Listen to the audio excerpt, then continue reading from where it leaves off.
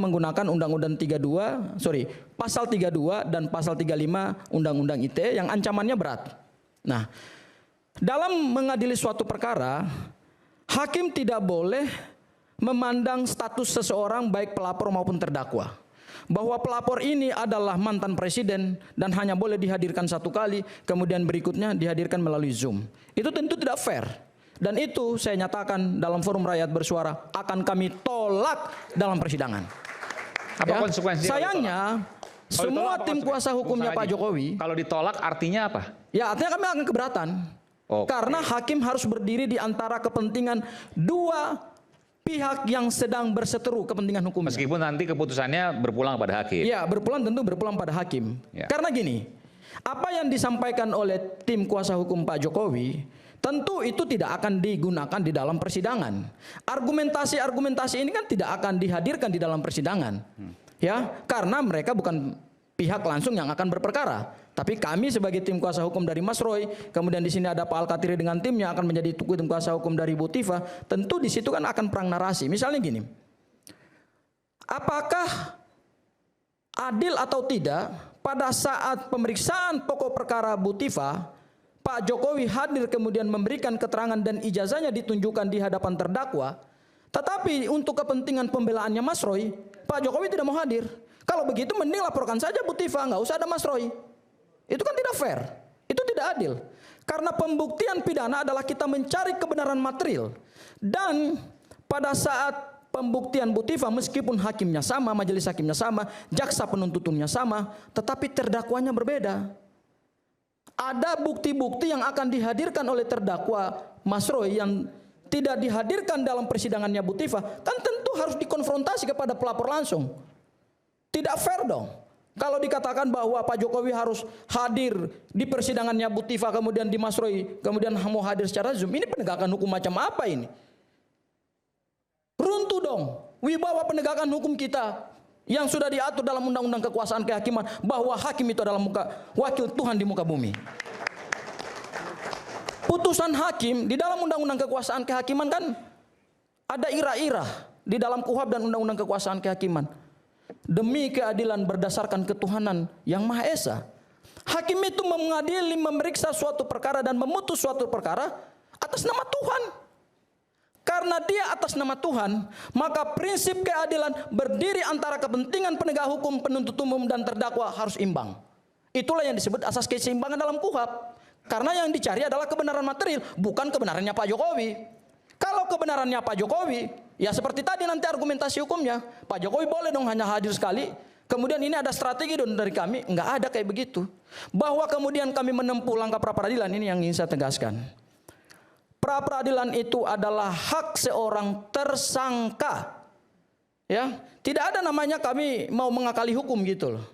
Tidak ada namanya kami mau menghindar dari pokok perkara yang nantinya akan disidangkan di Pengadilan Negeri Jakarta Timur. Tidak ada itu. Bahwa kami menggunakan hak hukum kami itu karena berdasarkan kebutuhan.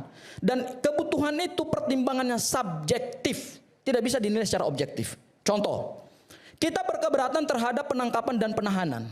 Apakah itu bisa dinilai secara objektif oleh orang lain? Tidak bisa. Tetapi hanya bisa dinilai secara subjektif oleh orang yang ditangkap. Bahwa saya diperlakukan tidak adil, bahwa saya tidak berlakukan sesuai dengan prinsip hak asasi manusia di dalam Undang-Undang HAM, di dalam Undang-Undang Kekuasaan Kehakiman, di dalam Undang-Undang Kepolisian, di dalam Undang-Undang Kejaksaan, misalnya di dalam KUHP. Itu pertimbangannya subjektif. Misalnya Mas Roy meminta, saya boleh dong cuci muka dulu? Oh nggak boleh. Apakah itu objektif dan harus kita nalarkan secara objektif oleh semua orang? Tentu tidak.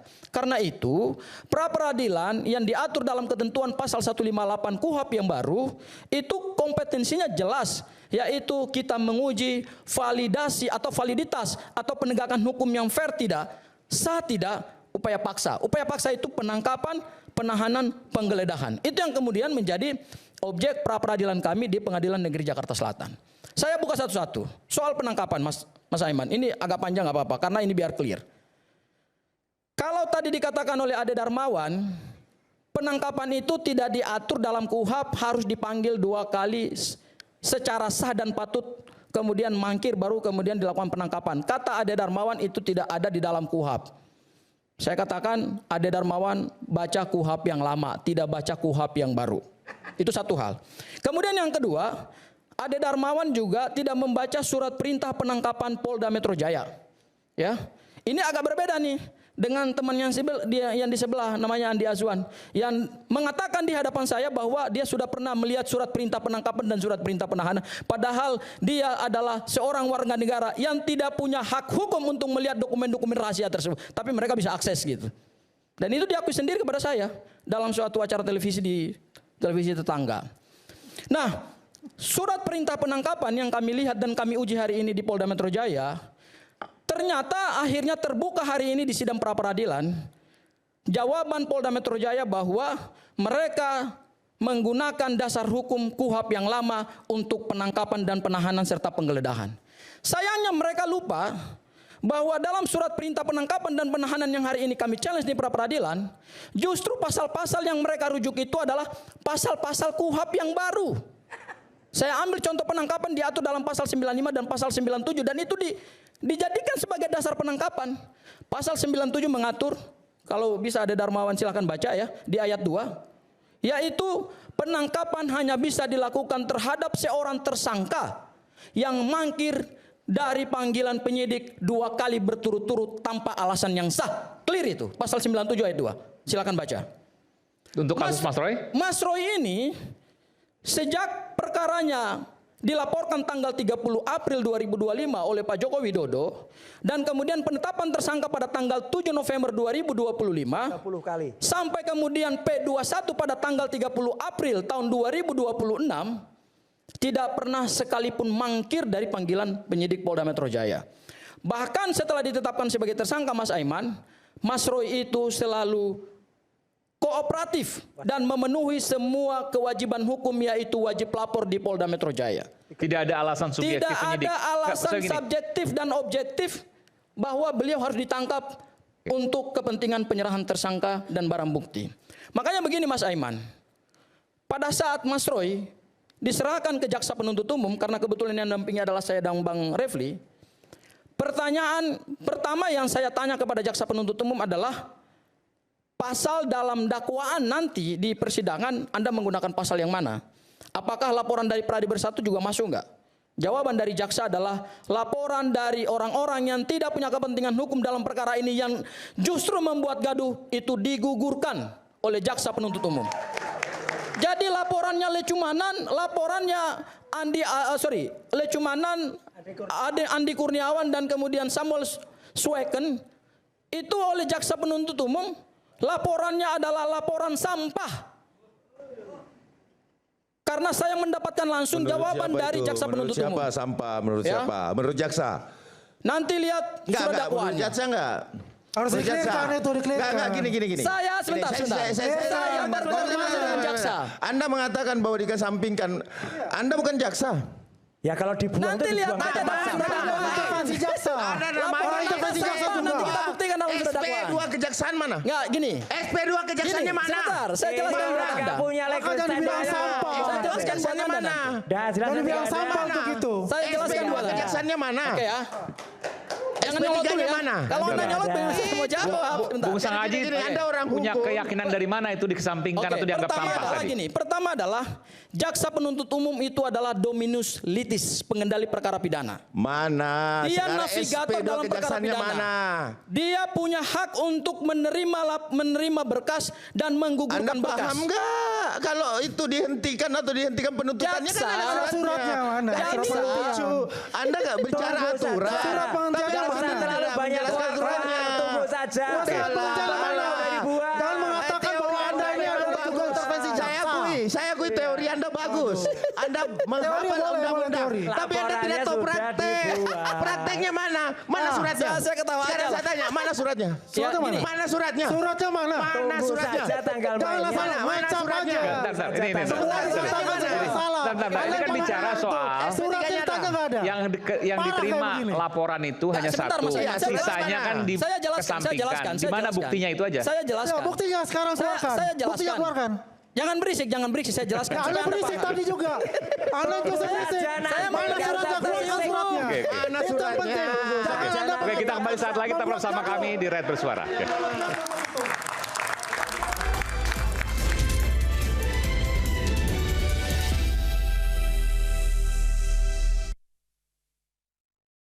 Banyak yang sudah membuktikan ademnya. Silakan, Mas Roy. Silakan, Mas Roy. Jadi nanti dalam persidangan ada dua hal yang paling ditunggu. Yang pertama adalah pembuktian, apakah ijazah ini asli atau palsu. Yang kedua adalah harus diakui kehadiran Bapak Joko Widodo. Saya nggak tahu apakah Zoom ataukah offline dan seterusnya. Nggak boleh Zoom. Nggak boleh. Nah, dari awal kan nggak boleh Zoom. Mas Roy jangan menjadi ini hakim di sini. Nanti kita lihat apakah diizinkan oleh hakim atau tidak. Ya gitu dong. Nggak bisa, nggak fair. Nah, tapi kebetulan ada hakim. Di sini ada hakim. Boleh, betul ya? Nggak Ada mantan bisa hakim. dong. Mantan hakim Iya. boleh?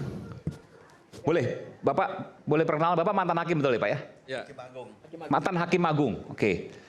Ya, Kalau dalam hal ini saya ingin bertanya pada Bapak. Namanya siapa dulu Pak? Mohon maaf. Dwi Cahyo. Pak Dwi Cahyo. Apakah Pak Jokowi wajib hadir offline atau bisa hadir online? Zoom dalam hal ini. Yang kita harapkan Bukan harapan Kak. Berdasarkan aturannya Pak. berdasarkan aturan. Ya. Kalau berdasarkan aturan bisa hadir dan bisa Zoom. Oh. Memang diatur seperti itu. Saya harus ngomong apa adanya. Iya, iya, iya. Ya kan? Saya harus ngomong apa adanya. Kelihatan kan? Ya. Tetapi gini, Udah Mas Roy, kan nggak ada aturan. Kelihatan Silakan. akal Silakan. bulus. Aman. Bukan akal bulus, Bapak itu dulu. kenyataan. Bapak dulu yang ngomong fakta, dong. fakta. Oke, saya Ini lanjut. Hakim Agung. Akal bulusnya kelihatan. Kalau Ini fakta.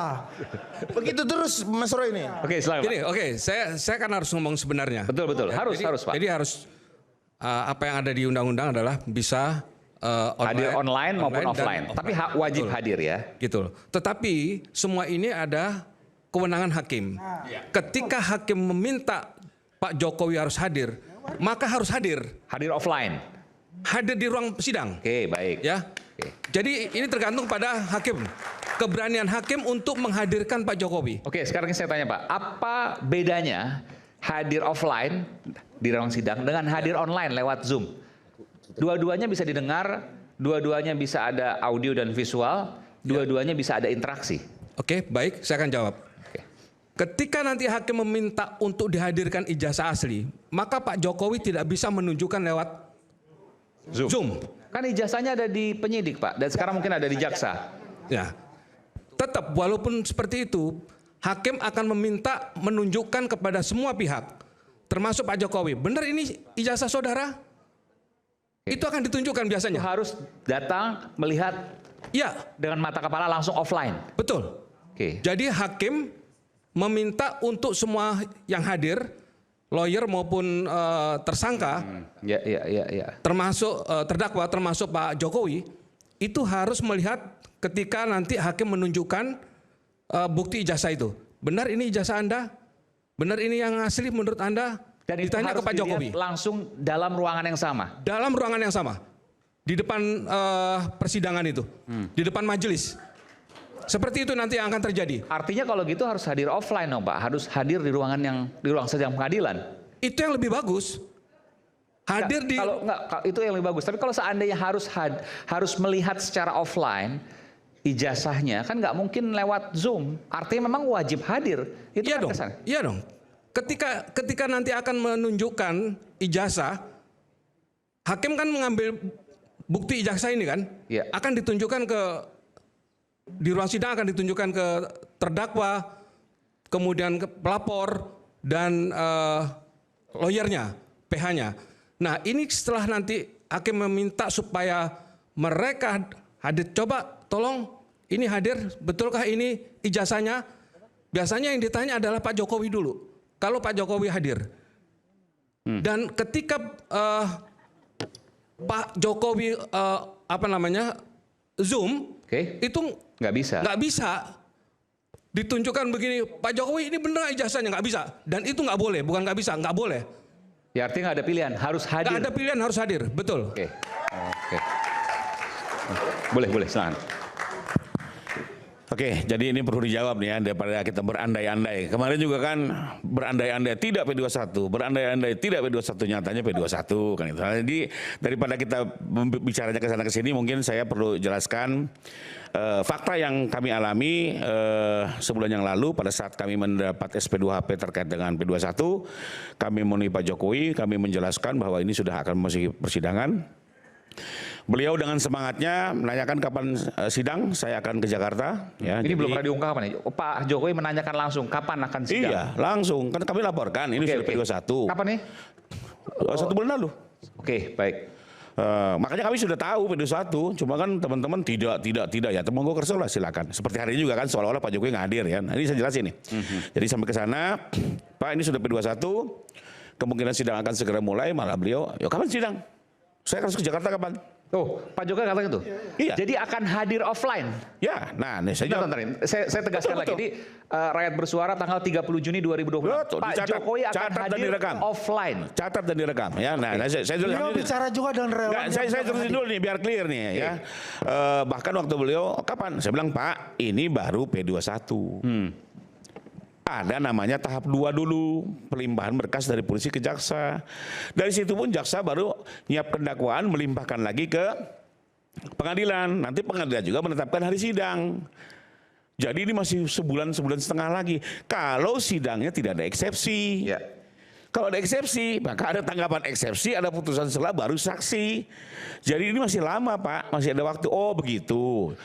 Nah lalu dia bilang, nanti saya akan menunjukkan membawa ijazah SD, SMP. Sementara yang SMA dan kuliah kan sudah disita kepolisian saat itu, sekarang berada di tangan jaksa ya. Ya. Karena beliau akan menggunakan itu.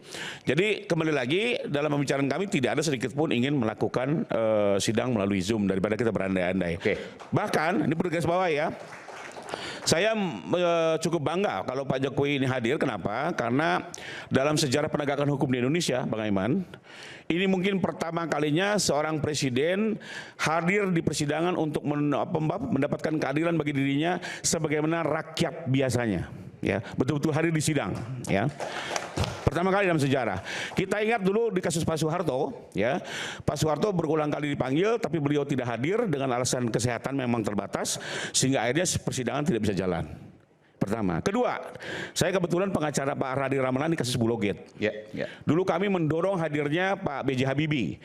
Kembali lagi tidak hadir setelah berulang kali dipanggil, dan akhirnya beliau didengar secara telekonferensi dari kedutaan Indonesia di Jerman. Telekonferensi. Waktu itu belum ada perma, belum ada hukum acara.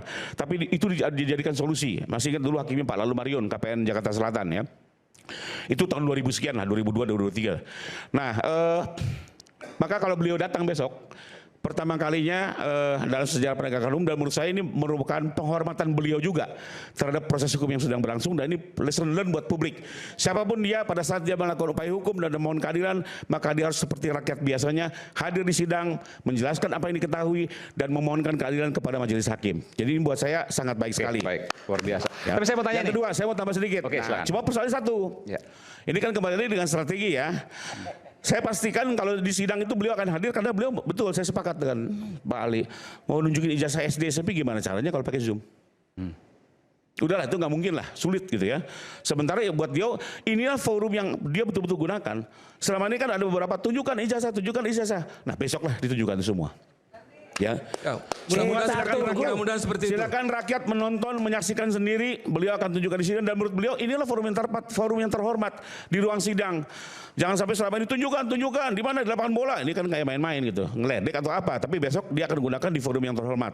Nah, cuma yang perlu dicatat adalah satu. Ini yang soal kedua yang saya bisa bicara adalah, saya pastikan beliau akan hadir. Tapi untuk sidang di belakangnya, saya nggak tahu. Maksudnya siapa nih? Ya, kalau betul ini berjeda, misalnya taruhlah 3 minggu antara sidang Bu Tifa dengan Pak Roy, mungkin di sidang awal beliau akan hadir, tapi di sidang kedua kita nggak ngerti. Wah, karena kembali lagi, diskriminasi. Kami juga tidak mau masuk dalam jebakannya Batman mereka. Dan secara hukum acara dimungkinkan pemeriksaan melalui Zoom untuk sidang kedua. Dan menurut saya tidak perlu lagi beliau menunjukkan lagi ijazah di sidang kedua itu. Jadi kembali lagi ya, ini saya hanya bilang ini kan seperti ada trik untuk mengerjai beliau agar datang berkali-kali. Tapi juga menurut saya hakim juga akan bijak melihat ini. Apakah betul ini menjadi sarana permainan atau hakim akan mengambil kebijakan di sidang pertama harus hadir, di sidang kedua by Zoom.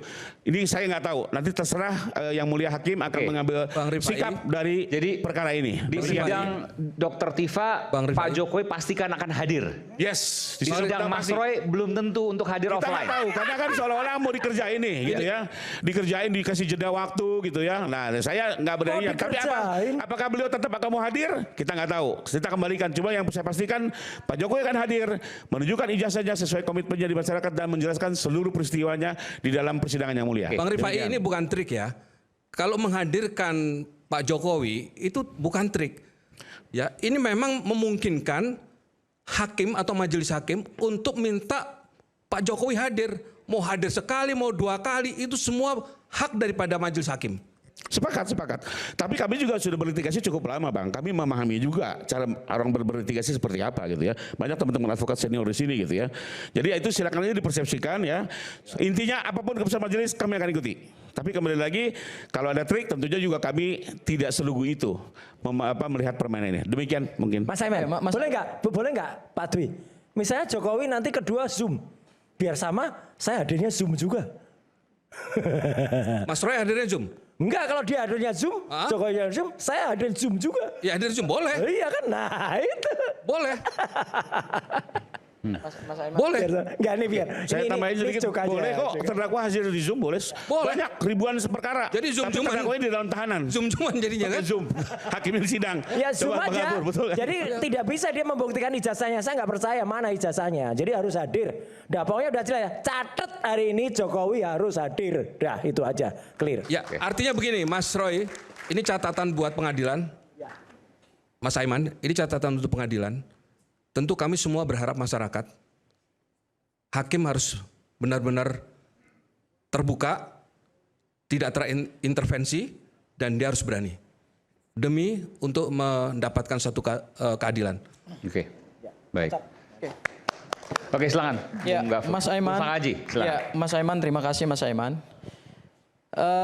Terkait dengan kehadiran Pak Jokowi, saya kira ini salah satu isu yang sangat krusial buat kita dalam penegakan hukum. Karena kita masuk di dalam rezim hukum pidana baru. Dan proses penuntutan dalam perkara yang dilaporkan oleh Pak Joko Widodo, ya, itu menggunakan Undang-Undang Nomor 20 Tahun 2025. Di dalam KUHP baru ada asas namanya asas keseimbangan. Keseimbangan antara penuntut umum dengan terdakwa. Keseimbangan itulah yang meletakkan hak-hak bagi seorang tersangka yang kemudian menjadi terdakwa dalam persidangan untuk mendapatkan keadilan hukum. Oleh karena itu, dalam konteks penegakan hukum nantinya di persidangan, hakim betul-betul harus menerapkan beberapa prinsip di dalam Undang-Undang Kekuasaan Kehakiman. Yang pertama adalah prinsip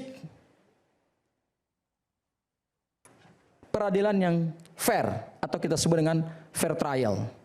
Tidak boleh diskriminasi. Hakim itu berdiri di tengah antara kepentingan penuntut umum dan kepentingan terdakwa.